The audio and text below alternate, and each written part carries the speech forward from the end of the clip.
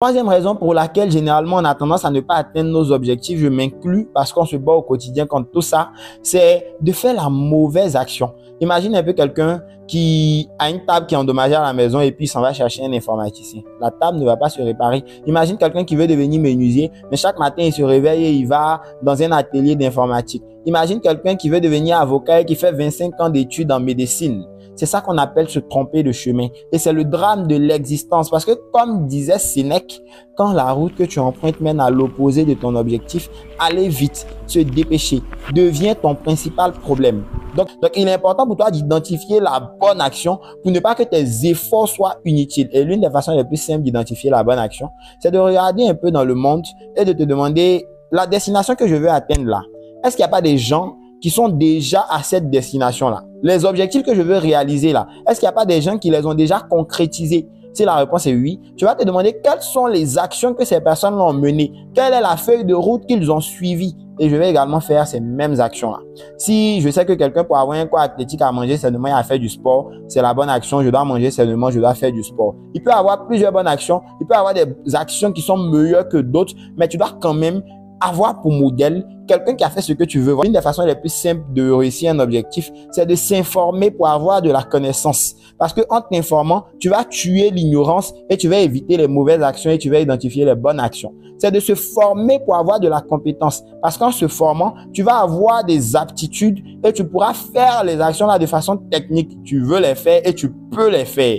Et numéro 3, il faut se faire accompagner parce que ça va te faire gagner en temps et en argent parce que la personne va directement te guider à l'essentiel pour que tu puisses atteindre l'objectif. Donc, trouve ton modèle pour être sûr que les actions que tu t'apprêtes à mener là, ce sont les bonnes actions. Assure-toi qu'avant de courir, tu es sur le bon chemin. Avant de gravir la montagne, rassure-toi que c'est la bonne montagne. Et avant de commencer à grimper l'échelle, assure-toi que l'échelle est adossée au bon mur pour ne pas finalement atteindre ton objectif et être foncièrement malheureux.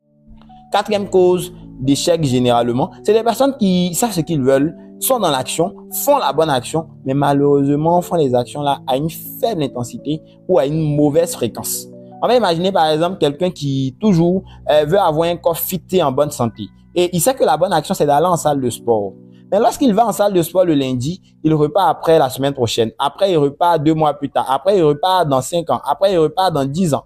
Il n'aura jamais un corps athlétique parce qu'il fait les actions là de façon hachée. Il fait les bonnes actions, certes, mais à une fréquence qui est irrégulière. Donc, tu dois t'assurer, quand tu as trouvé la bonne action, de la faire régulièrement. Et régulièrement, c'est minimum chaque semaine. Au mieux, un jour sur deux. Sinon, idéalement, c'est tous les jours. La bonne action, c'est tous les jours.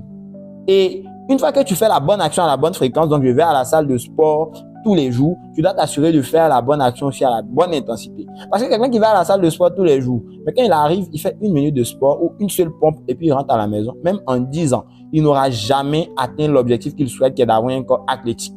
C'est pareil, quelqu'un qui veut écrire un livre, même s'il écrit tous les jours et que chaque jour il écrit seulement une lettre ou bien un mot, il va mettre énormément de temps avant d'atteindre son objectif. Donc, tu dois t'assurer que tu fais la bonne action régulièrement, à la bonne fréquence et surtout à la bonne intensité.